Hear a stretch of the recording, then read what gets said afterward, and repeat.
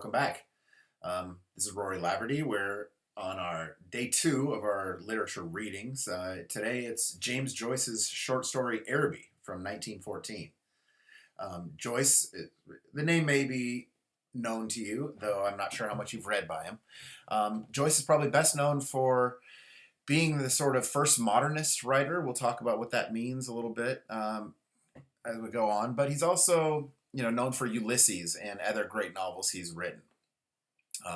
He actually had a fairly limited oeuvre in his career. He wrote this short story in 1914 in a collection called Dubliners, which is a still very popular and much admired collection of short stories by Joyce.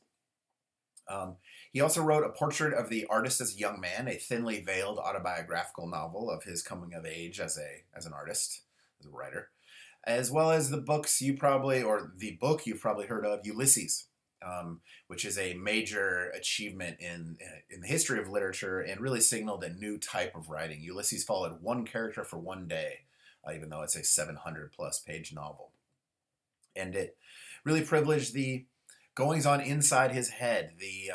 A lot of the narrative arc takes place inside the character's mind, and we have access to these thoughts, to this voice. Now, he did write one other novel, Finnegan's Wake, which was a somewhat experimental novel, very difficult to read, which involved both Gaelic and English and language, sort of dialects that Joyce made up himself in a much more challenging form than his other writings. We will concern ourselves with Araby today, which is one of the shorter stories from Dubliners.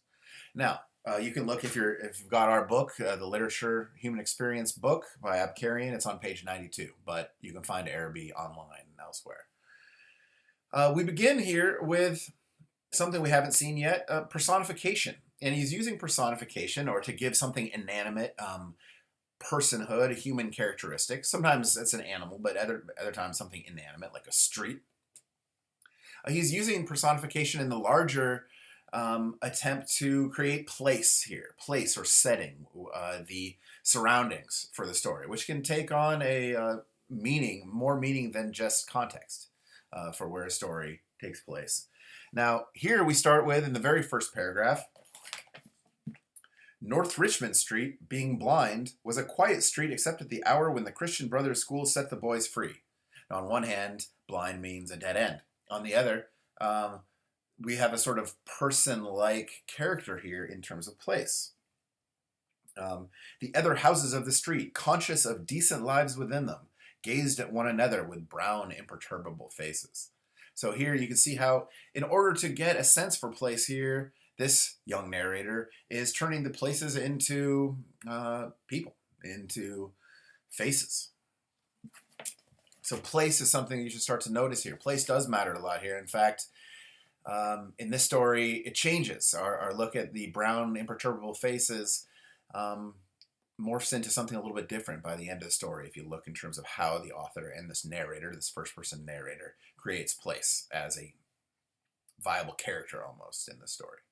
Another thing that Joyce is concerned with in Araby is the Gothic. Now, we haven't talked about the Gothic yet, and I think you have sort of at least a vague sense for what it is from people who dress in the Gothic style, from a Gothic cathedral, from the maybe few Gothic writers you've read, starting with Poe, Edgar Allan Poe.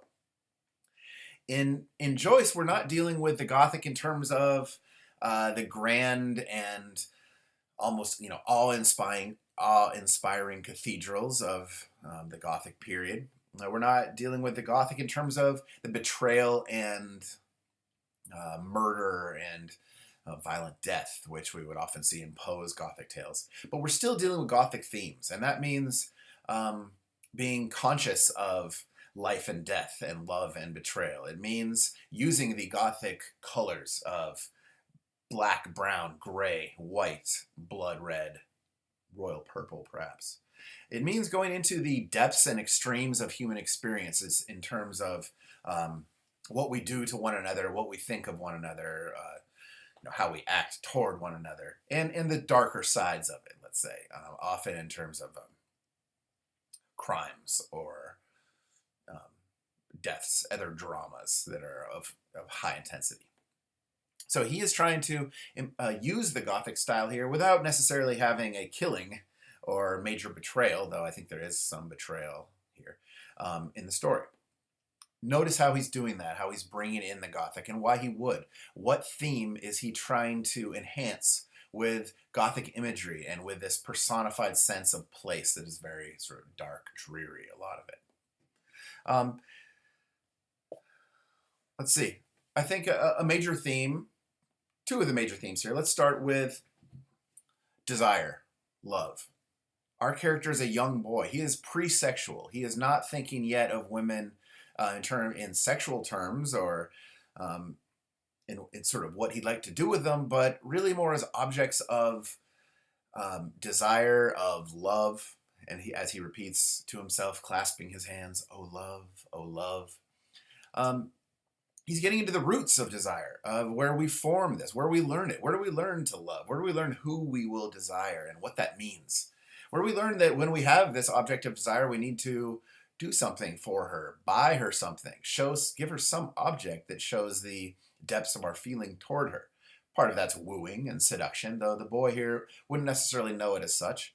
He feels compelled by what he's gained about love and what he feels sort of genetically about desire in order to try to make this girl his own, to have a relationship with her.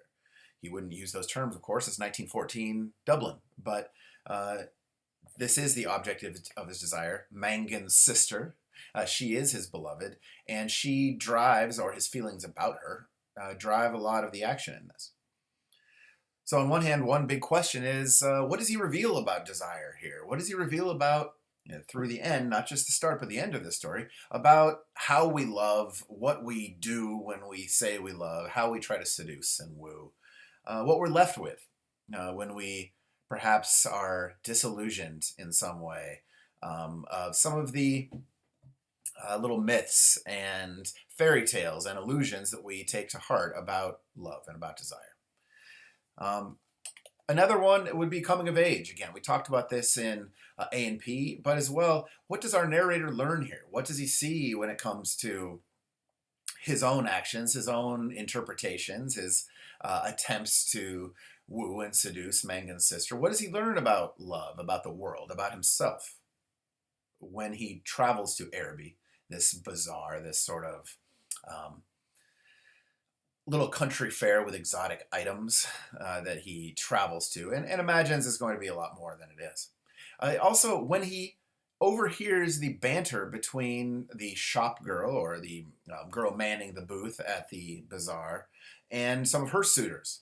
And let's say this is not the most elevated banter. These are, it's pretty petty. It's pretty, it does not feel like it lives up to our young narrator's hopes and expectations for what it means to love, to woo, to try to attain the object of our desire.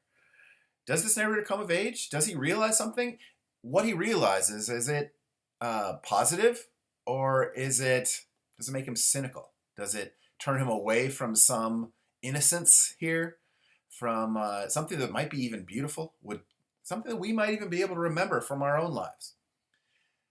When we were innocent about love, when we loved with no fear, with little expectation, with no experience, and what it felt like, how it was scary, how it was intense, how it was direct in a way maybe we were not able to match later. We've all gone through this, right, in some way or another. And he's trying to write about that and really probe what it means to love, especially at a young age, to get to the roots of this and what's it about. So as you're looking through this, think of some of those themes about love and desire, about coming of age, about the loss of innocence and the advent of cynicism. I look forward to your blog posts and comments on this one. Hopefully you'll shoot me an email or stop by the office, and we will talk more about modernism and what that means here, and how that comes to inform a lot of the other writings we see in terms of fiction, especially the rest of the way. Hope you enjoyed that. I'll be back to you soon and hope to see you again next time you look at a video, or tomorrow. Thanks a lot. Have a good one.